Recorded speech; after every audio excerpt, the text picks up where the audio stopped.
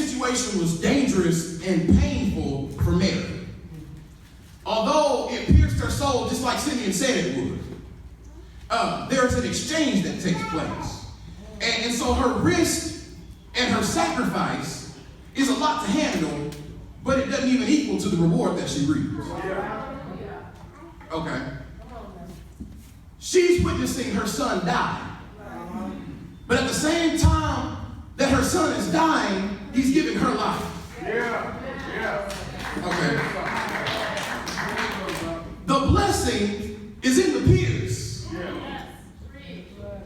You look at the pierce and it hurt her, but at the same time it was hurting her, it was blessing her. Oh, somebody used to put some spiritual goggles on this morning. Because the very thing that's hurting you is going to end up being a blessing. I like hearing stories about how Ray Lewis got his football number. He has the number 52 because he got tired of his mom's boyfriend beating his mother. And so what he did was he'd go out to the garage and he'd take a deck of cards.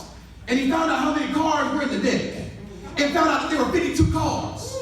And when he found out there were 52 cards, he did 52 push-ups. And he kept doing 52 push-ups until he said, one day, I'm going to be able to do something about my mama being beat. And he took that pierce and turned it into a reward. Because he's going to end up being one of the greatest linebackers to play the game. I like hearing stories about Sam Smith, who took some heartbreak and turned it into some Grammys. Because there's blessing in the pierce. Okay, let me illustrate for you. Y'all still don't see it yet. There's a spiritual transaction that takes place. There's blessing in the pierce. Okay. I worked for several years. I worked in retail. Anybody here working in retail? Am I the only one?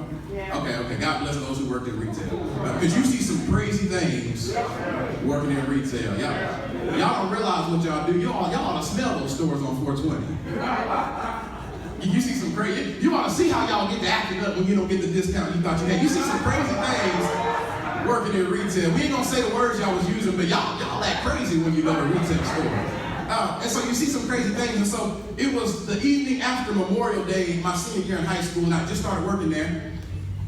And I'm the type of person, I like being on time to things. And so not just on time, but I get there early. I got to work early, and I would go walk the floor before my shift started. Because I wanted to be a prepared salesman. Some of y'all take some notes.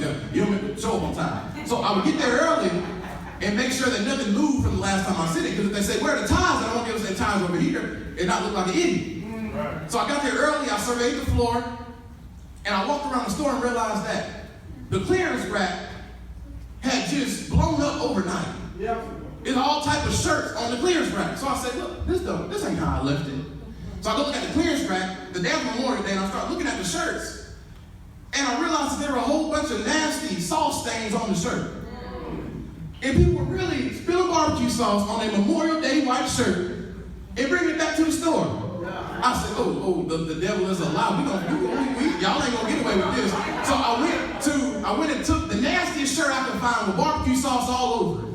I said, this is a mistake. So I took it to my manager and I said, sir, I think I caught something. Somebody behind this cash wrap has been exchanging these nasty looking t-shirts and giving everybody their money back for another shirt. He said, well, yeah, we did. I said, what? No, wait a second. No, wait a second. So I don't want to be rude. I just got a question. Now, I'm from that generation. I got a question. And I said, now, nobody told them to buy the white shirt. Nobody told them to put all that barbecue sauce on their wings. Nobody definitely told them to spill the barbecue sauce on their shirt. And they have the nerve to bring it back in the store. He said, well, yeah, that's just our exchange policy. We got a lifetime warranty. That's just our exchange policy. It don't matter how long it is. We just have an exchange policy. I said, well, now wait a second. Now, this is bad business. This is bad business. How are you going to get the spilled sauce on the shirt and come back and get it? He said, that's just our exchange policy. But the reason I'm here this morning isn't because Ralph Lauren's exchange policy. But I found a better exchange policy. Because when I went down in the water of grave of baptism, I went down with a crimson red stain. But I got back up in the crimson colored blood washed me white as snow. And I wish I had about 3 people over here and about 3 people over here that knew about I'm an exchange policy with the Lord. I wish I knew some people that knew that I went down dirty, but I got back up clean. I went down a sinner, but I got it looking like a saint. I wasn't no good, but I got it looking like I was any good. And if I wish I had a witness that knew that God has an exchange policy. He was punished so that you might be forgiven. He was wounded so that you might be healed. He tasted death so you might share in life. He was made a curse so you might receive a blessing. He endured poverty so you can have it in abundance. And I wish I had a couple people that the reason I praise it because I lost my mind. The reason I praise it so obnoxious and so loud is because I'm in my right mind. I calculated the cost. I know how much money I gained. I spilled a barbecue sauce on my salad. And Jesus gave me a new one that was white as snow.